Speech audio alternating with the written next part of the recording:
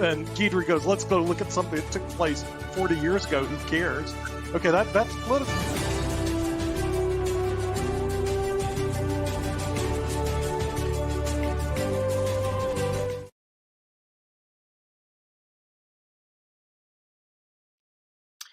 Good morning, good afternoon, good evening, wherever you are in the world and or whenever you happen to be watching us.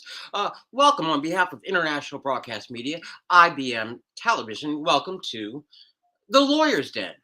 My name is William Tresemont, and I am your host this evening. Now, I'd like to begin certainly first with a program note. We are without one of our cherished colleagues this evening. He is on assignment, as they would say, and that is Fernando Leal, our street fighter from New York. However, I am going to begin with one of my erstwhile friends, and I happen to have something new that I've discovered along the way. And my apologies to our audience, only because I have been giving this young man short shrift. So without further ado, I'd like to first begin by introducing our three-time state chess champion of the state of Florida with the formal title of chess master. Now, he began his academic career having earned his BA and MBA, only later to then attend the Oxford University for Law. Thereafter, he attended international business at Harvard University. Subsequently, he attained his LLM from the University of Denver. He then has gone on to authored over 24 books. He's been a professor for over 38 years at such fine institutions such as Northeastern University. He is a business entrepreneur, having founded 6 startups under his belt, and he also currently is a leader in industry as a CEO of a major company. On behalf of that, I would like to welcome, where in the world is Nick Palavita? Nick Palavita, welcome, my man. Well, good evening, good morning, good afternoon, everybody. Welcome to the Lawyer's Den. All right. Nick, how are you? I am doing great. By the way, when I did go to Oxford, one of my classmates was Terry Bowden. Now, people don't know him, or because they're not as familiar with his dad, who's Bobby Bowden, who was actually the coach at Florida State University. So just a little trivia point. He hung out at the pubs at St. Edmunds in Oxford University. But this we're going to introduce our panel today, and this lady does not hang out at the pubs at St. Edmunds, to my knowledge. But she's from Lithuania, and then she moved to the United States of America, where she received her law degree from the University of Denver School of Law, went on to receive her master's in law from the University of Denver School of Law, and now practices in the great city of Miami. Let's bring in Guidry. Guidry, welcome to the show. All right. Yeah, where's your fan club? Where's Stephanie? Where's Dorothy? I don't know. You know, well, I don't know either. But anyway, the thing is we continue on this road to perdition. We actually found this gentleman hanging out in Utah. There was some other person that was hanging out in Utah that made national news, subsequently passed away, but we won't go there. And he actually received his law degree from BYU, Brigham Young University, and his master's in law from George Washington University, and now is an assistant attorney general at the state of Utah for constitutional defense. Let's bring in the very important Jeff Teichert. Jeff, welcome to the show. Yeah. Case that I worked with Jeff on, that, by the way, went to the Supreme Court of the United States. You know, so that was pretty cool. And you find out a lot of cases don't go, 1 out of 1,000, but we got there, baby. Now, this person, I don't think he took a case to the Supreme Court of the United States because he had a different route. Went to the University of Southern California, where somehow he got in, undisclosed. Then went over to the Ohio State University, where he received his law degree, a master's degree at the University of Alabama, and then a master's in law from New York University, teaching law at the Illinois Institute of Technology of Law, and now a professor at Georgia College. Let's bring in our professor, Adam Lamparero. Adam, welcome to the show. Thank you. Okay, your fan club, Stephanie. I don't know if she's shown up yet. I'm looking at the boards.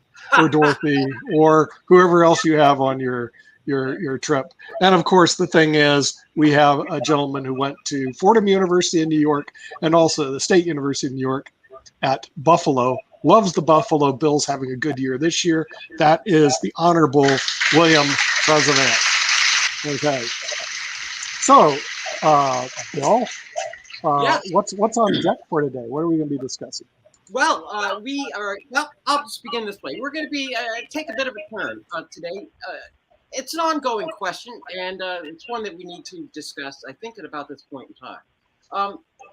Today, we're going to talk. The subject title is Trump, a hero or a horse's derriere, which generally refers to the backside of most mammals around this world. But the question becomes simply this. As we know, he has been banned from various social media platforms. And there's been an ongoing debate as to whether or not he ought to have access to those issues. Now, we've discussed this subject matter in some regard in the past with regard to Section 230 of CDA, the Communications Decency Act. However, the question becomes whether or not Trump should continue to be silenced on these social platforms. In fact, can we indeed silence a political leader? Trump recently stepped back into the foray with a speech in Des Moines, Iowa. So that is the question of the hour. Can we silence the leader from social media? And should we? Should we continue to? Should we allow it? Should we change the law? What do we think about it? Is he a leader? Can we just shut him up? Do we care? And how far can we go? So with that in mind, Nick, who would you like to go to first, since from Harvard, from Oxford, a professor of 38 years. Nick, I mean, seriously, you're like my hidden SME, Nick. Well, let's go to Guidry and see what her thoughts are on this particular matter about Trump and the media. So I would yield the floor to Guidry, of course. Okay, Guidry. Thank you very much for the floor, Nick.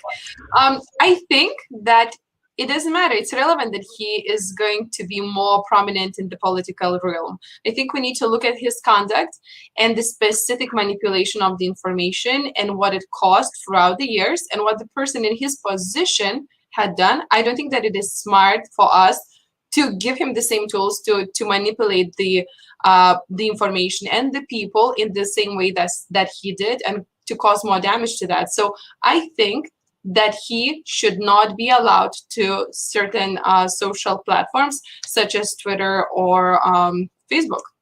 Okay, well, first, Guidry, I just want to drill down for a second, and then Adam, I'm coming to you. So, Adam, get ready to tee off. Guidry, does it matter that the social platforms are controlled by the government, or that, in fact, that they're private sector owned? Does that matter to you or no? Absolutely, absolutely, it matters, and we have to look at the Section 230. Constitution, First Amendment, that really regulates the conduct of the government. When it comes to private companies, private companies also have duties and obligations to their audience and to their shareholders. Trump, as a more prominent politician, and even now we can see he has access to a lot of media. He's constantly on TV. There are different options for him. So there's not just only Twitter or Facebook or Instagram, and actions have consequences. Private companies can regulate their platforms, and Trump does not deserve, rightfully so, to be allowed. Okay, Guidry, thank you so much. Adam, please, and then Beth, I'm coming to you. Adam, right? I think we set you right up for everything. So, Adam, please. If I may, does it matter to you whether or not the companies are governmental owned versus privately owned? If you could, your thoughts. Yes, it does. If a company is privately owned, it's not subject to the Constitution or the First Amendment, therefore can do what it wants. But Facebook and Twitter are no longer privately owned. The White House is working directly with Facebook and Twitter to censor what they believe are misinformation. And that turns in social media into a government entity that therefore qualifies as a state action doctrine. In other words, when the government works with a private corporation to censor information it doesn't like in violation of the First Amendment, the private corporation should be held to the standards of the First Amendment. Now, it's no surprise to me, Bill, of course, that Guidry would favor censorship for people that Guidry doesn't like. That's not surprising at all. It's no surprise that Guidry doesn't come down on the side of liberty, which doesn't like the people who she's dealing with. But to be honest with you, I believe in a democracy, and I believe in the diverse exchange of all ideas. And I wish Guidry would adopt that position. I'm shocked that she doesn't.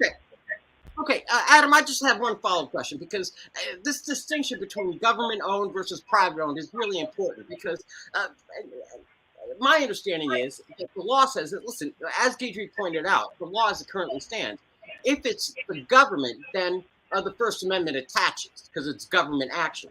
But because we're in the private sector, normally First Amendment doesn't attach because it's a private business. But you're making the argument that there's an exception in Supreme Court rulings that when a private company is so pervasive, such that it's a company town, that we can essentially impugn to that private company that they are in fact the equal of the government for that jurisdiction, therefore the First Amendment applies. Do I have that argument correct?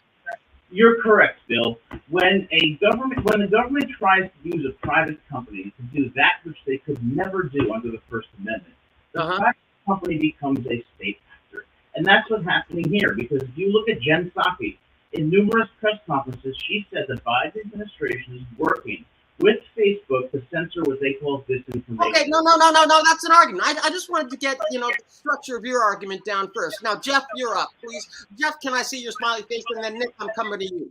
And we're going to bring everybody up. So, Jeff, first I need your earphones. But let me just set this up for you, Jeff.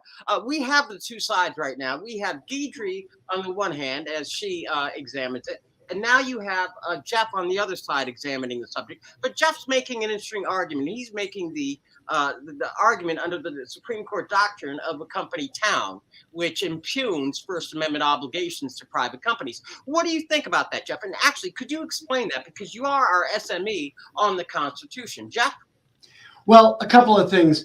First of all, I agree with the point that's been made throughout this program that if it is a private company, the First Amendment does not apply to it. The First Amendment requires state action. So, in other words, if I own a company and I hire some people to work for me and I ask them to sign a trade secret agreement, a non-disclosure agreement, there is nothing wrong with doing that because it's a private company. I'm not using the force of government to impose that on someone. Now, in this situation, I think it's complicated because it impugns our First Amendment values significantly, even though you may or may not have state action. I hadn't considered what Adam said, that the government is working with Facebook to censor opinion. If that is true, then I think the First Amendment would apply. But beyond that, Justice Louis Brandeis said, if there be time to expose through discussion the falsehoods and fallacies to avert the evil by the processes of education, the remedy to be applied is more speech, not enforced silence. So I think that's the undergirding value, that we put up with a lot of offensive speech because we don't want to impinge on freedom, and we're okay to have some bad speech out there, some incorrect speech out there in the interest of protecting the marketplace of ideas.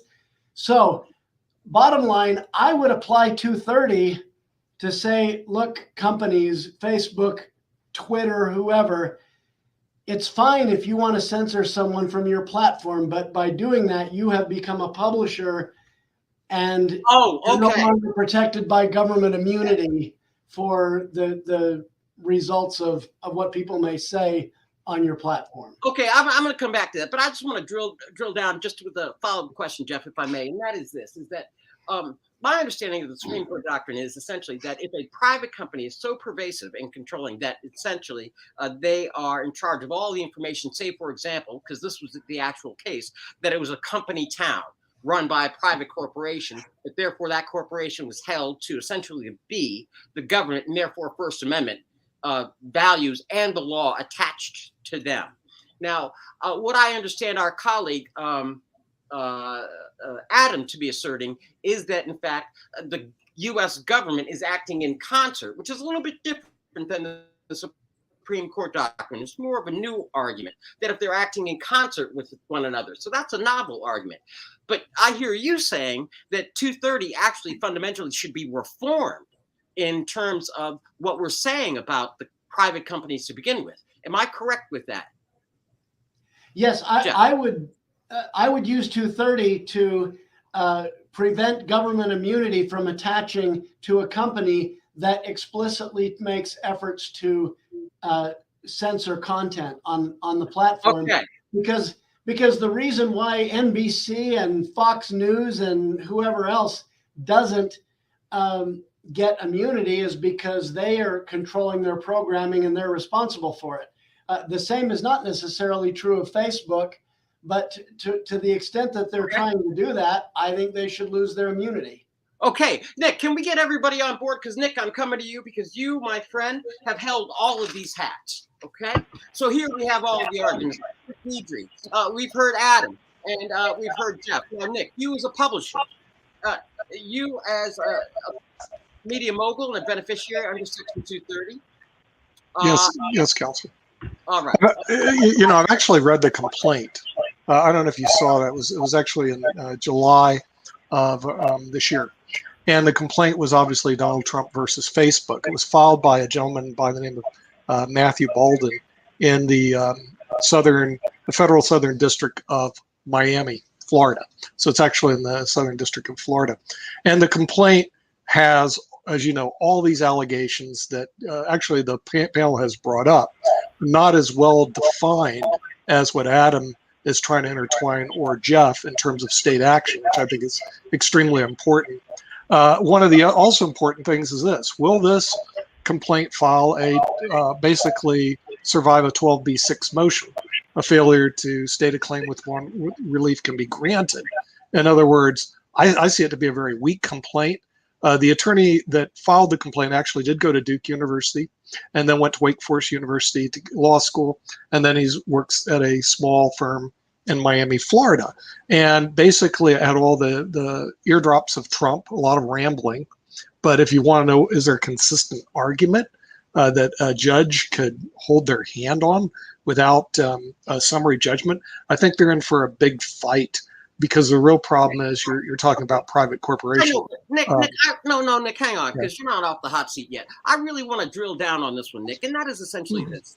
Look, we've heard your argument, and apparently up to now the courts agree that Trump's litigation might be specious, and it's on shaky ground, if any ground whatsoever. But I guess the question now is the argument that either Adam is making and or that Jeff's making. Adam's making the argument that essentially if we find that the current administration or any governmental agency is working in cahoots with these private actors, then they should be held liable under the terms of the First Amendment, and Trump and or anybody else who's should be allowed free and open access to everybody's platform. That's one. Two, on the other hand, we have the argument from Pedri, which says, hey, listen, there's the government action, then there's private action, and if it's private action, tough luck. Now, Nick, which way do you come down? I mean, first, do you think the government took cahoots in censoring Trump? Second, do you think even if the government is in cahoots, that private companies have an obligation to air Trump and or any other speech that they might not like, Nick? Okay, have you heard of this word, Bill? Summary judgment for the defendant? I mean, the thing is... No, Nick, let me answer this could be a real tough battle. No, hang on, Nick. I don't think they motioned for a jury trial. I don't think a jury's going to see the light of day on this one. I think it's dead on arrival. The only question is, the only thing I didn't do, I read the complaint to see whether this has already been dismissed or not, because Trump throws a lot of stuff out there that doesn't survive a summary judgment, and this might be one of them. So who knows? Okay, well, I'm going to try it this way. I'm going around the horn. Adam, I'm coming back to you, and then I'm coming to you, Jeff, and then I'm coming to you, Guidry. So I'm going to go Adam, Jeff, Guidry. You guys get ready. But Nick, first I want to answer your question, and I want to be quite clear.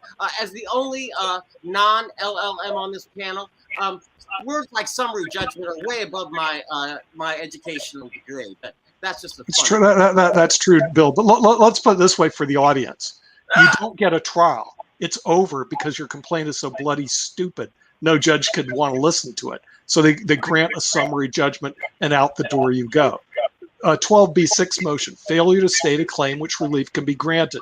Oh, I'm going to sue Trump because he lives in Palm Beach and his breath takes me away. That's something that which relief can't be granted because it's so bloody stupid that no judge is going to listen to it. That's what he's facing. Okay, now Adam, I'm coming to you, and I have a bit of a twist for you, Adam, and that is this, because and I want to revisit your previous position, but I want to give you another example to see if your position remains true intellectually, and that is, listen, on September 11th, back in 1941, believe it or not, we did in fact have an America First political party in Des Moines, Iowa. Not unlike this recently when Trump held a rally in Des Moines, Iowa. There was a gentleman there who spoke on behalf of the America First political party. The year, again, was 1941. The speaker was Charles Lindbergh. In that speech, he was advocating America First isolationism, and he attacked Hollywood. He attacked Jews as running Hollywood. He attacked essentially what we now would call the left. And people in his comrades in the America First party back in 1941 distanced themselves from him and essentially blackballed him from any future speaking engagements. Now, at the time, there was no internet, but the newspapers didn't put Charles Lindbergh front and center anymore. They didn't cover him. The radio wouldn't let him speak. So I guess my question is, Adam, was that okay when they did it to Charles Lindbergh back in 1941? And if it was okay then why shouldn't it be okay now in the year 2021 with Donald Trump? Adam, here. Wonder how that happened. Can you not hear me? No, We can hear you. You're good. Nick was messing with you. I was messing with Thank you for deciding not to censor me. So I'll answer that question. For the audience, a private company is not subject to the First Amendment. Only public companies or government entities are subject to the First Amendment. But when the government uses a private company to further its agenda, which is what the Biden administration is doing with Facebook, for example, then they become a government entity and thereby are subject to the First Amendment. So your distinction is different. But what I would like to say is that what's underlying this whole discussion is a true dislike and hatred for Donald Trump. And before I end, I just want to point out the list of things that Donald Trump did as president. 7 million new jobs, an employment rate of 3.5%, middle-class income that rose on average $6,000 a year, jobless claims at a 60-year low, African Americans and Hispanics, lowest unemployment rate on record. Shall I go down the line? Double the child tax credit for individuals, secured the border and secured deregulation to allow our corporations and our economy to prosper. Now, let's look at what Biden's doing. Well, I shouldn't have to say it. It should be obvious. Case closed.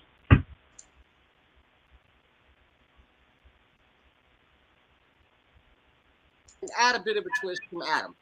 Adam's essentially making the argument. Today's topic is Trump, hero or horse's derriere, the silence of a leader. Now, we just heard from Adam saying that, citing why Trump should be considered a hero.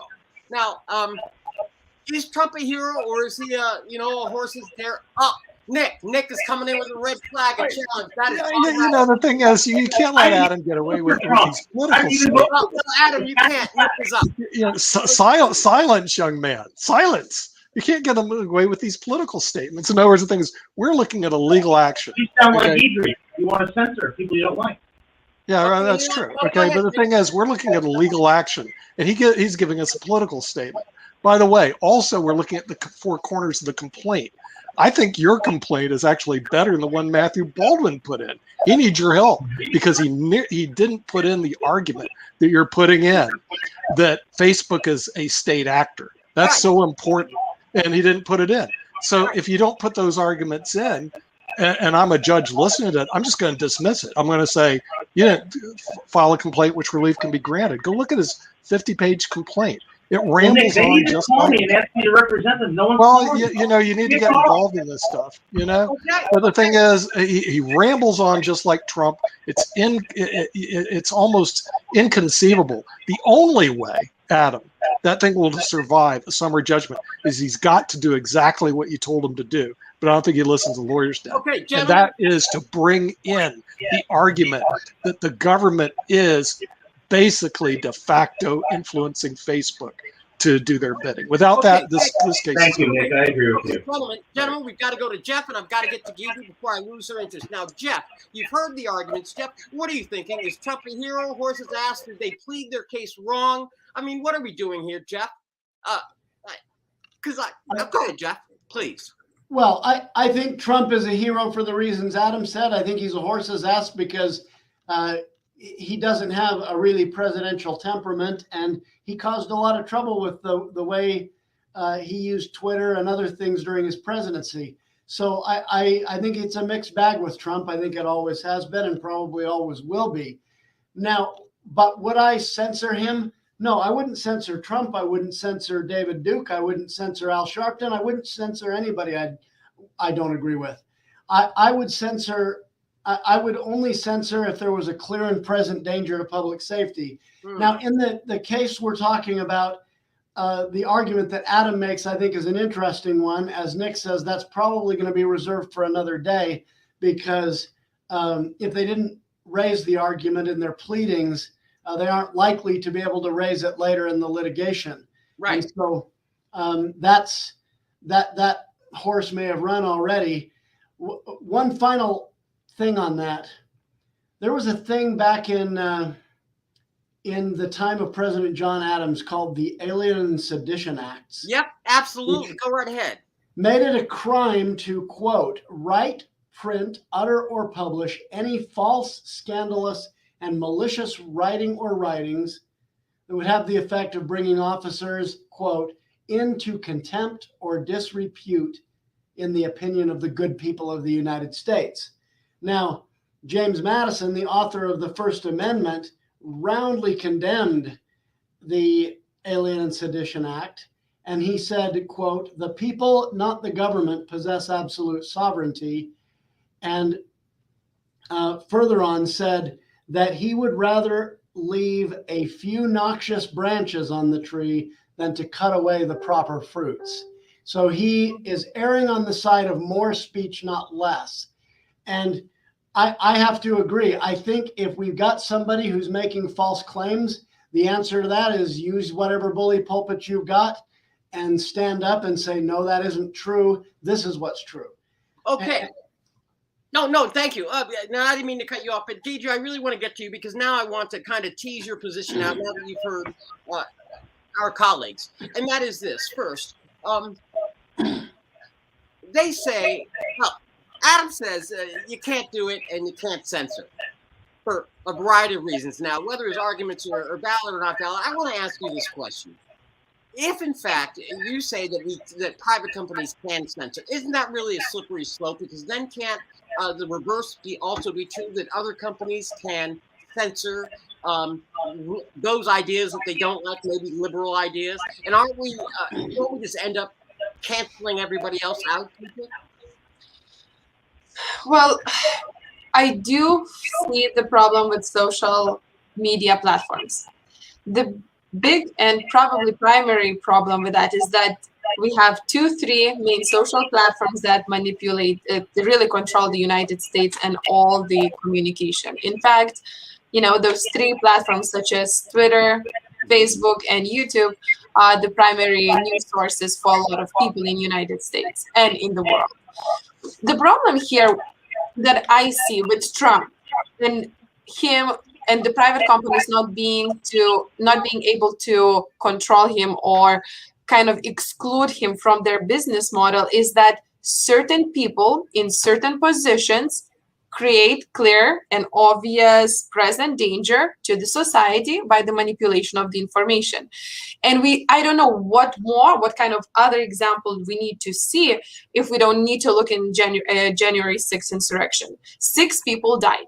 We had a horrible, unprecedented event in 21st century. And you know what? In part of it, it doesn't matter. We can talk left and right, green and red, but we know that Trump's dialogue and the orchestration of the events had to play a role in it. We know also that Trump, since then, didn't make any changes in his communication. He is dividing our country, I apologize, and it has not been divided as this in the history and recent history, and it creates clear and present danger. And I do think that there is a problem with social platforms and it needs to be resolved. But Adam is talking about apples, I'm talking about oranges. Social platforms have a big monopoly in our And you're not being our logical. society. We need to moderate their authority and power. Yet, if we're going to say that government, because government has certain involvement in such a big social platforms, then government is really agent, and this social platform in its all 100% should be attributed to the government, then the water will become incredibly muddy. And I think it will affect tremendously the freedom of the speech and freedom of expression and doing business. So I really think that that's where is the slippery slope, and we cannot just like put this label and go with it. I think we really have to dissect it. Okay, Nick threw his second challenge. Nick, you have the floor. No, Nick, please. Guidry is back to making political statements. In other words, she's just like Adam, except sits on the other side. The political statement, oh yeah, he's in charge of making sure all the riots took place in January 6th. We already went over this at Lawyers Dead. For those, he didn't. He did just the opposite. The real problem is the media, and I'm talking about mainstream media, was not reporting it accurately. Then the next thing she does is she crucifies social media. Social media is the only thing that actually can offset major media in the world, literally. So what do you want? One controlled media like you had in the Soviet Union? Everybody looks at TOSS. We're going to look at, one media. See, having multiple outlets actually does make a difference in getting the truth to individuals. And suppressing him is not the answer. But do they have the right to cut him off? Absolutely, because they're private corporations. No, Nick, let me just tell them to go to Parler. No, hang on.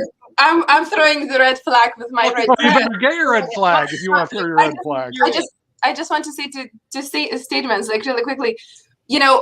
Trump having access or having such a big following in the United States by itself, by his Twitter's, his statements during the insurrection or during the event, maybe not that intentionally, was directly creating danger to the society. And I think that should be sufficient for those private companies, as they are right now, Facebook, Twitter, YouTube, to be able to decide, hey, we don't want someone with such a big authority and such a big capability to really create such a tragedy that it happened in the United States recently, to be able to manipulate our social network that Nick mentioned is so diverse and really can give something benefit and new information to the society.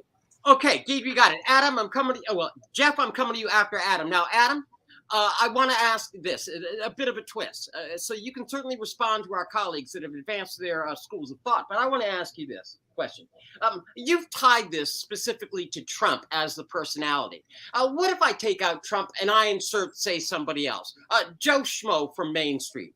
Now, would you feel the same in your arguments if I took out the cult personality of Trump and stuck in Joe Sixpack, say, from I think it was the, which campaign was it with Obama and Romney? And we had McCain and Obama, Joe Sixpack. If it was Joe Sixpack, would you feel as passionate about it if he was in place of Trump? Adam, unmute please first. Yes, absolutely, because every person should be allowed to share their views. And we benefit from when we have diversity, a diversity of perspectives and ideologies. That's what informs citizenry, and that's what makes democracy work.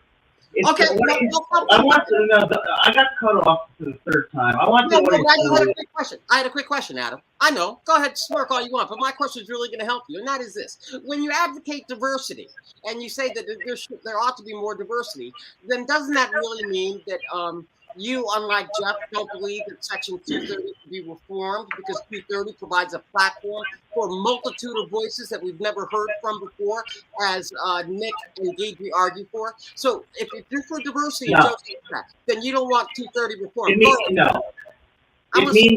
means that when white people were lynching black people in the South, we needed the black voices of Martin Luther King to bring equality and justice to this country. The people who are marginalized and discriminated against and hated should be the ones who are respected.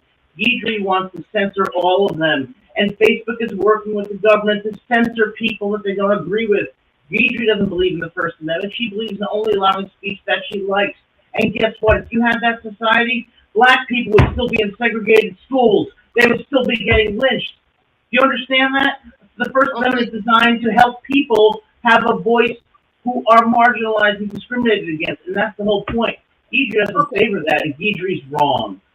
Okay, Jeff and Guidry, I'm coming back around. And Nick, I know you're out there somewhere. Don't think I don't have my third eye. I can only handle so much from Adam. Everybody has the right to speak, but we'll get to that later on. Okay, I'm coming to you after I come to Jeff. You speak. Yeah, but the thing is, you don't Why have are you the right any to different speak than anybody everywhere. else? You're all equal. Yeah. Right, but the thing is, I can barge into your classroom and say, look, I have my right to speak, so I'm gonna speak in front of Georgia College. No, I can't do that. Okay, come on. Corporations have rights too. And so the thing is, The if government is corporation owns influencing the them house, and using them to do their dirty work. I'm sure Georgia College would escort my little butt right on out of there, just like Facebook escorted his butt off of Facebook. No, gentlemen, I understand. Nick, you've made your point, and Adam has made his argument about collusion. Now, Jeff, Adam is saying that essentially, if you reform Section 230, black people will never be free again. Jeff, is that is that an argument that we can even take seriously, Jeff? I mean, I don't. Will be slaves. I mean, we didn't have 230 then, and I mean, I'm kind of confused, Jeff. To me, 230 needs to be applied in such a way as to encourage the networks, the social networks, to allow as many voices as possible. And the distinction is really very simple. Are you a publisher? If you're Fox News, if you're CNN, I might not agree with the way you're covering a particular story or the opinion you express on an opinion show, but I will defend your right to do it. And the problem with Guidry's position is when you get into trying to say you don't get to spread lies and you decide what a lie is and what a truth is, who's the Ministry of Truth that determines that? A lot of people say, oh, Donald Trump's out there lying. Well, a lot of media lied about Trump's involvement in the January 6th insurrection. And you would think from the way a lot of them covered it that Trump planned the whole thing, told people to go down there and burn the place down and so forth. Well, should we censor them from trying to make that connection, even though it's a lie? Well, no, because oftentimes a lie is in the eye of the beholder. That's what they did in the Soviet Union. They determined that anything that didn't follow the party line was a lie. And the antidote for lying is more speech. Okay, no, fantastic. Now, Nick, I'm coming to you because Nick, no, Nick, you're out of challenges. You already used those are the rules. But I'm coming to you anyway. And Thank you. Because DJ, I want you to pay real close attention to Nick's answer on this one. Now, Okay, I just want to. I would like to breathe a little reality. No, Nick. My question first. First. I mean, this is the only privilege I have is hope. Now, everybody's attacking the private platforms, Twitter, Facebook, and everything else. But you, as an entrepreneur and head of international broadcast media, you have your own platform and you have a number of producers and publishers. I guess my question for you stems from you in that role, and that is this. Some months ago, when Trump was banned, he went out and started his own social media platform. But lo and behold, it did not take off. And lo and behold, he did not attract a whole bunch of viewers, which is why he's trying to argue and suing to get back onto Twitter and Facebook. Now, it seems to me he had the same opportunity as you did, and you went out and you built a successful platform. So why is it that we ought to reward, under the arguments that Adam's advancing, why should we reward Trump for being a failure by giving him space on your social platform when you were a success? Is that fair to you, Nick? Okay, first of all, I need to breathe a little reality into Adam and Jeff on what's going on out there. The IBM TV network was taken down by YouTube for a week. We just came back up last Wednesday. Why? We discussed COVID-19, and somebody on our panel, I don't know which show it was, said something in favor of not being vaccinated. Seriously. With that, YouTube, who's owned by Google, shut us down for a week. Okay, here's the reality, Mr. Constitutional Attorneys. They can do it. And here's our recourse, zero. I mean, we have no recourse. Now, we don't distribute directly through our own OTT, which I have our OTT guy saying, hey, you have your OTT. Not that easy. We redistribute. through LinkedIn, Facebook, YouTube, and Twitch predominantly. So the thing is, all the shows you're seeing now go to potentially 974,000 Facebook people on Facebook groups, or it goes to YouTube, and YouTube is like a death knell, but we're still doing pretty good there. So it's redistributed through Facebook. If Facebook or YouTube decide we don't like what you're saying, they shut us down. And there's nothing we can do except sit there and go, oops, I guess we can't talk about COVID. We can't talk about COVID-19. I got it, Nick. Jeff, you're in. Jeff, you're up. All right. So I don't disagree with what Nick is saying. However, I also believe that if they're going to come in and shut down the Lawyer's Den on YouTube, then because they disagree with it, they must agree with everything left, right? And so that means if somebody is planning an Antifa rally and they advertise it on YouTube, if someone is writing or saying things that encourage people to burn cities, then they must agree with that, because they are censoring the stuff that they don't agree with. And so all I've got to say is under 230, they shouldn't receive any immunity, because they are controlling the content. Okay, that was an excellent flag. Guidry, you're up in center. Please move to the center stage. Guidry, you ready for the big lights? Jeff just made an excellent argument. And, you know it and I know it. Listen, if I have the right, and I in fact do exercise the right to censor, that must mean by implication that I approve of everything else I let through, including Antifa argument. I mean, that would be true. So that if we censor, if they are allowed to censor Trump and anybody else that comes along and spouts off views that they may disagree with, that means by definition, they agree with and approve of everything else on their platform. Guidry, what do you have to say about that? I think that it's completely irrational to put this definition. Yes, on the paper it sounds great, but with the context, with the intensity and the amount of the content that daily, every minute is posted on those platforms, it is impossible to come to this assumption. It just doesn't make any sense. I think that we understand that social media platforms are out of control, and they do enjoy the lack or even absence of liability in certain extents. I am very, very, very against censorship. Coming from the post-Soviet Union country, Lithuania, I do still remember the feeling. I still smell that notion of censorship, and it lingers. But my argument is, I was talking, deciding in the context of Trump or certain individuals that have possibility with evidence, with the conduct in the past, to continue divide our country, that could cause damage to the country. That's where my point is. When it comes to Nick's point, when it comes to what YouTube did, I find it absolutely horrible. I do not agree with it. I think that we need to talk about it. We need to hear all of the opinions, and we do. Unfortunately, right now, this everything that comes to our attention is too immense to really try to box it and categorize in a correct way, and we left with so much unprecedented amount of information that it really makes it difficult for us to decide what to do. And those platforms by themselves right now, I will agree with Jeff, they are becoming publishers, because they do pick and select, and sometimes it could be completely unjustified methods, but that's the nature of the beast. Still, I'm not changing my mind in regards to Trump and their authority as a private operators, as they are right now, to be able to dismiss certain consumers. Okay, Adam, I'm coming to you, so check your mic, because apparently somebody's upset out there. They think that we're muzzling you, and I'm not in any way, shape, or form, because I dig you, Adam. But I want to kind of focus in on this. Guidry makes a point. I want to acknowledge that he made an excellent point, that there really is, across all these platforms, a tidal wave of information that really sometimes makes it overwhelming for an individual to kind of sift out the truth and not truth. So that's an excellent point, Guidry. But Adam, more importantly for you, I want to pick up on a point that Guidry raised, and that is coming from the backdrop of a former totalitarian society. She talked about the stench.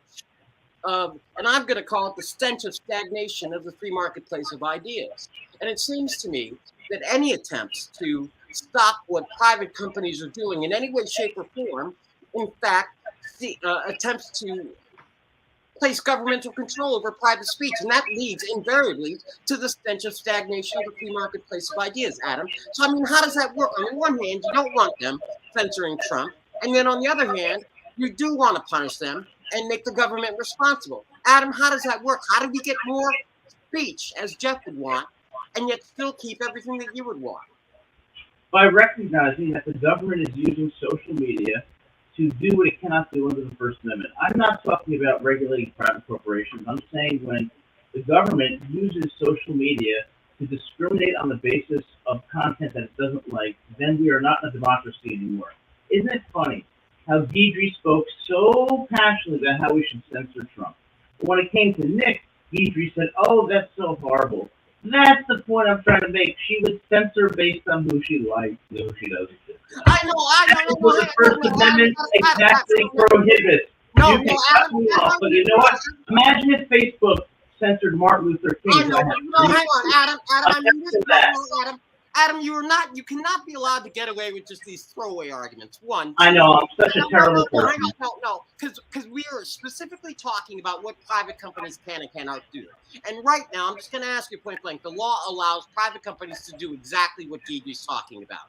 That is, Facebook and Twitter, as a private company, can decide who's on their platform. Yes or no?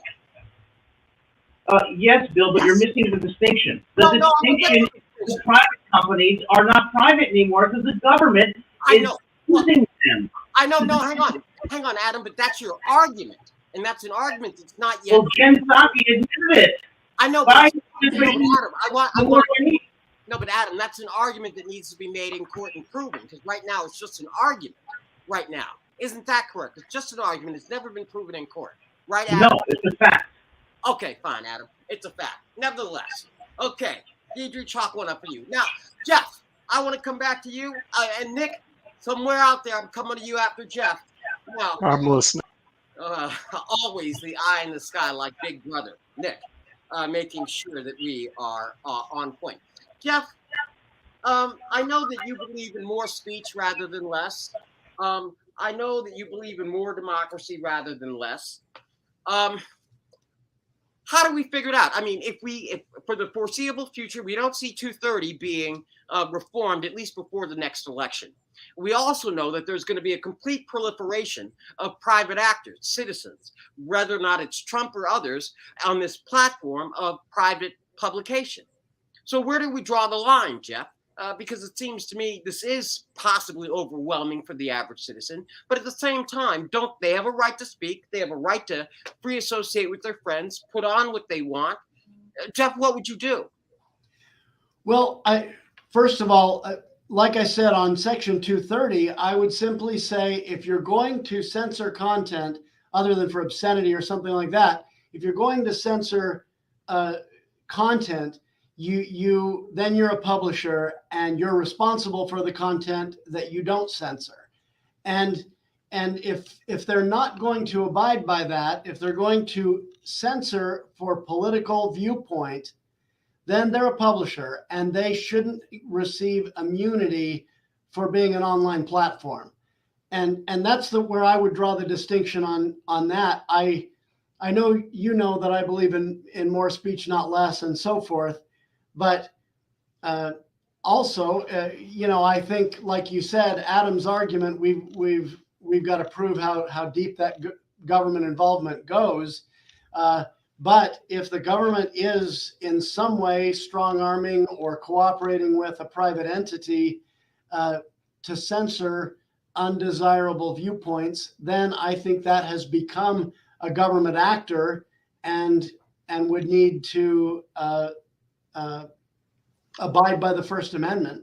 I'm not convinced we're there yet, but I'm willing to look at it. Okay, now, Nick, please reveal yourself, oh great wise one from the Wizard of Oz. Young man, here is my question. We happen to have a question from the audience from Elijah. He had actually made 2 points, and I want to ask you this. His initial question, as I recall it, and I'm paraphrasing here, his question, and I think what he was driving at was, can the government force citizens to purchase goods and services. That is, can anybody occupying the government come in and tell me I've got to buy this and I got to buy that? Now, the issue there simply is this. I guess the import of that question is this: is that by the same token, can the government force a private company such as Facebook or Twitter to carry speech that they do not like and force it upon me as a consumer? No. Okay. Now, No, I mean, it's real simple. It's a private company. And let's say the private company doesn't want to hear from Martin Luther King. They can go, click, you're off. We didn't mess his freedom of speech. He can go down the hall and scream all he wants to. He can go down to Washington, D.C. and scream all he wants to. We're talking about a private company. If the private company doesn't want to listen to you, click, you're off. And we've already experienced it many times here on IBM TV. Many times. They don't like what we say, they turn us off. I know, Nick, I have a follow-up for you just on that point, because now that we have Martin Luther King invoked, isn't it in fact true that the argument that Adam is making tonight, that is to say, that there was collusion and undue influence, direct action by the American government, if it's true with Facebook and Twitter, then that would somehow be violative. But in fact, with Martin Luther King, wasn't that indeed the case with the FBI, COINTELPRO, as well as various other government agencies taking direct action to silence Martin Luther King and put pressure on private corporations at that time? Isn't that true, Nick? I don't know, but I don't recall the free speech lawsuit that Martin Luther King filed against the FBI. If you can bring that forward to me, Counselor, I'd like to see it. And I understand Adam's argument. In other words, the government is colluding with Facebook. But you better bring some heavy evidence, or, which will be the question here that the panel is going to ask, is this case going to survive a summary judgment? In other words, you're not going to, or a motion to dismiss. You don't have a case. You're just blabbing to the court. You don't like the fact you got censored, but you better bring that government evidence in. If you don't have it, goodbye. Okay, well, actually, Nick, on that point, Adam, and I'm going to come to you quickly, and Gigi, I'm right after Adam. But Nick, in fact, the case was brought, and it was under the lawsuit that proved the existence of a program called COINTELPRO that was run by the FBI that actually proved government action throughout the 60s. COINTELPRO for you. Now, Adam, it seems to me any lawsuit that your colleagues in your school of thought might want to bring, they might want to look up that same thing, COINTELPRO, and then they'll see the blueprint for government action in terms of proving your case. Now, that having been said, Adam, look, if you force Facebook and Twitter under this notion that Facebook and Twitter now have reached the level of a company town, that doctrine for the Supreme Court, can't I force Trump's media organization to carry me when I want to talk about, say, black reparations on their platform? No.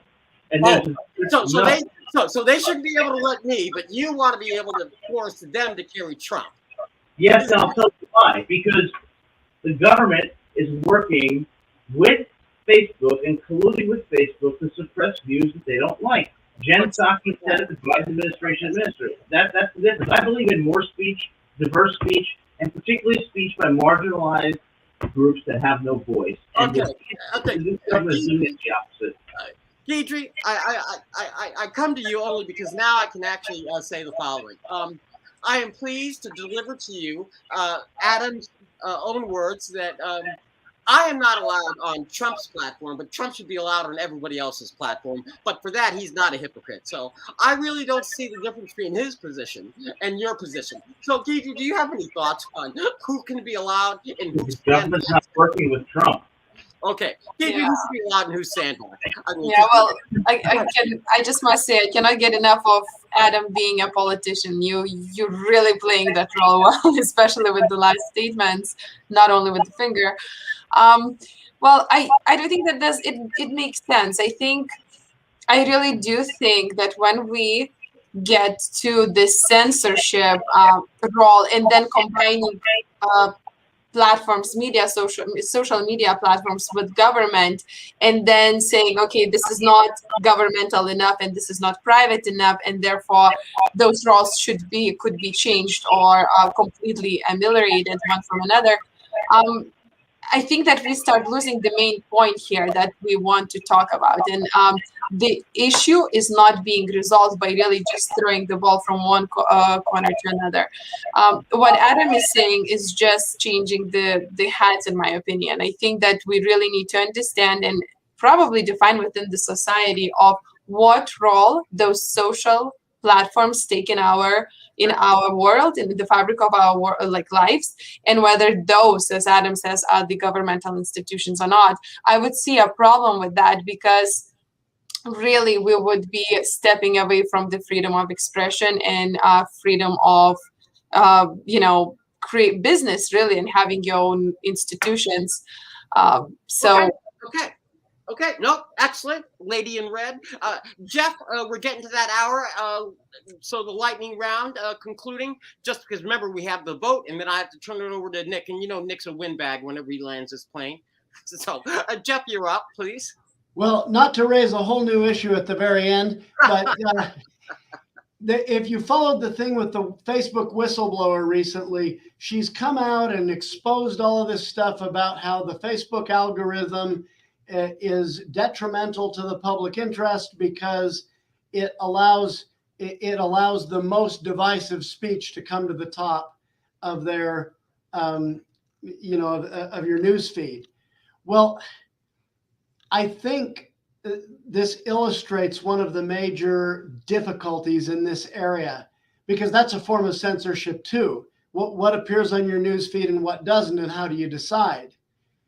And I think Facebook is in a conundrum because they have to figure out whether they're a publisher or whether they are content neutral. Mm-hmm. And I think they haven't decided that yet. I think Mark Zuckerberg can't make up his mind. But if they're going to be a publisher, they shouldn't get immunity. Neither should Trump, neither should any other publisher. Okay, Adam, I'm coming to you, and I'm going to actually serve this one up to you because I'm a bit cynical right now. Adam, don't mind me. Just make sure your mic is there. I think Zuckerberg has made up his mind. I think his mind is on money. But that being an aside, your thoughts, Adam, as you make your conclusions before we try to land this plane. If you think that Mark Zuckerberg and Jack Dorsey care about a marketplace of ideas, and I have a bridge to sell you, they care about enforcing a liberal agenda. It's so obvious. And the government is working directly with them to suppress information that they don't like. That is contrary to the First Amendment. It's contrary to a marketplace of ideas. It's contrary to liberty. It impedes democracy. You know what, Deidre? I know that's what it was like in Lithuania, but you've been here for a number of years. I'm surprised that you haven't adjusted yet. Okay, and right on cue, Deidre. Please. You're front and center, young lady. Big lights are on, and Adam just called you a name. Well, I think that it is naive to think that First Amendment could be used to really apply to social media platforms. I think that Section 230 is a great section. I think it has to remain here. Yes, the social platforms have a lot of issues and we need to resolve them. Government inclusion or certain conduct could be one of them. It needs to be further tested and decided on. But I am still confirmed in my beliefs that we had enough indication in the past and in the future that certain actors for certain positions, in certain positions and authority, could be banned from private media organizations with sufficient evidence, as in this particular case would be Trump, because there are other platforms as well for him to express his nonsense. Okay, now it's time to vote. So we're going to vote real quick, and then I'll have some concluding remarks and hand it over to Nick. So, Nick, are everybody ready for the vote? The vote is, should Trump prevail? Should he be allowed back onto social media, or should social media continue to maintain its right to censor him? All those in favor of Trump's school of thought, please signify by saying aye. How many ayes do we have? Aye. Okay. We have one. We have two. Said aye. We have two. We have two. I think the case should be dismissed. Okay. Summary judgment. Summary judgment. You got two against. Okay, so then the vote. Wait, Bill, you're the deciding vote. No, I'm a host. By the rules, I cannot vote in order to maintain. It's 2-2. Now, it seems to me the following is true. And once again, I thoroughly enjoy the Lawyer's Den, but I want to point this out. First of all, it's one of the reasons why we run, we participate in the Lawyer's Den is that from time to time, every squirrel, in fact, does grab an acorn or a nut. And tonight there are two. And the two arguments are, first, Trump's people really ought to look at the Supreme Court doctrine that says a company town, because that indeed is the case, that the argument that they did not plead, that they ought to plead if they want to force. And that argument comes from the Lawyer's Den, and particularly our crew of Nick, Adam, and Jeff, and the rest, and Deidre. Now, it's also true that Adam's novel argument of collusion is an argument certainly that needs to be fleshed out, because obviously Jeff and or I, if indeed there were evidence, would, well, we would be swayed by that argument. But we can't figure out those arguments unless somebody, pleads the case and submits it to court. So, with that having been said, maybe Trump's team ought to hire two constitutional, certified LLMs rather than relying on mere JDs, because all we can do is ever just qualify to be a Good point, by the way. But anyway, keep going. Okay, with that having been said, I do want to offer the following. Nick, always a pleasure. I have had some fun this evening. It's a 2-2 tie, and I suspect that we really are missing our colleague who is away from us on an assignment. So, Nick, I hand it over to you. Thank you for this hour. Thank you for all of our audience. And please, Nick, can you land? Yeah, I hate ties. We need to get Fernando back here and break this little sucker up. But I have to give some credit to Adam and Jeff, because they brought in arguments that really need to be brought in, or this case is going nowhere. And that's, how much did the government influence the social media networks to abridge freedom of speech?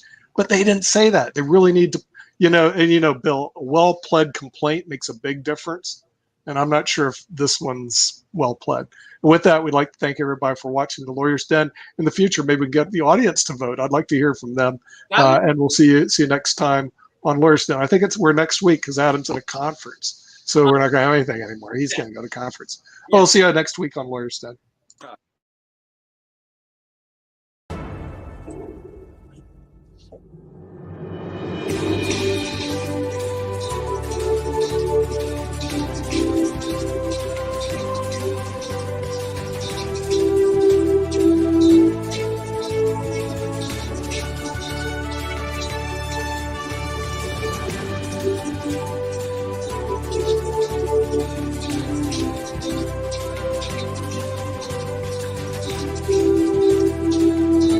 Deidre goes, let's go look at something that took place 40 years ago. Who cares?